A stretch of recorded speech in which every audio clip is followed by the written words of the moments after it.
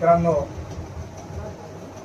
आपल्या सर्वांचे हितचिंतक, आपल्या सर्वांचे लाडके मित्र आणि या काशीगाव विभागातले एक छान समाजसेवक राजेंद्र साळुंखे साहेब आपल्या सर्वांना माहितीच आहे. आज त्यांचा 50वा जन्मदिवस आहे.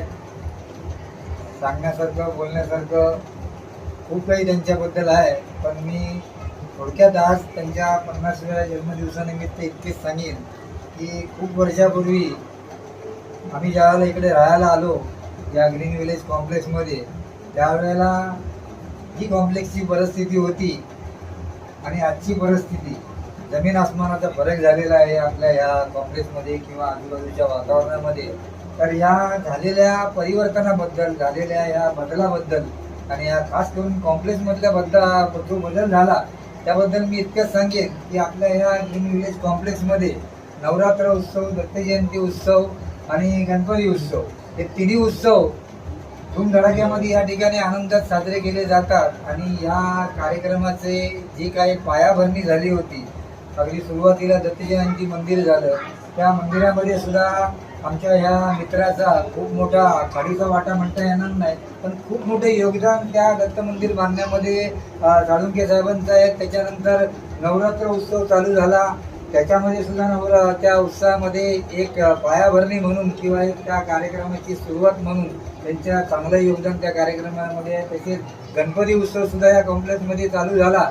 त्या गणपती उत्सवामध्ये सुद्धा थोडक्यात ते अगदी करते करविते म्हटले तरी मूर्ती स्थापनेपासून त्या अगदी सगळ्या गोष्टींचे म्हणजे सांगण्याचं तात्पर्य काय आहे की या विभागामध्ये आपल्या कॉम्प्लेक्समध्ये फार मोठा बदल जो झालेला आहे. आज 3-3 लाखाला 2-2 लाखाला रूम घेतलेली आज या कॉम्प्लेक्समध्ये जंगल में बोलताना एक मंगल हो गया है. 3 लाखाच्या फ्लॅटची किंमत आज 40 लाख 50 लाख होते.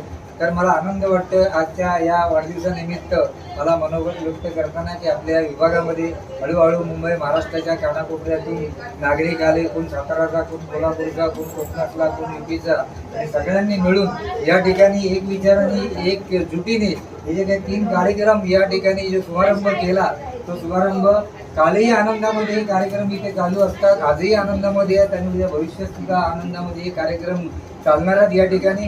तर मी आज जास्त तुमच्या सर्वांचा वेळ न घेता आमच्या या लाडक्या मित्रासाठी ईश्वराचरणी तुमच्या सर्वांच्या वतीने एकच प्रार्थना करतो की साळुंखे साहेबांचं आमचं उरलेलं कौटुंबिक आयुष्य, त्यांचं खाजगी आयुष्य सुखा समाधानाचं, आनंदाचं आणि भरभराटीत जावं हीच ईश्वरचरणी प्रार्थना करतो आणि इथेच थांबतो. जय हिंद, जय महाराष्ट्र.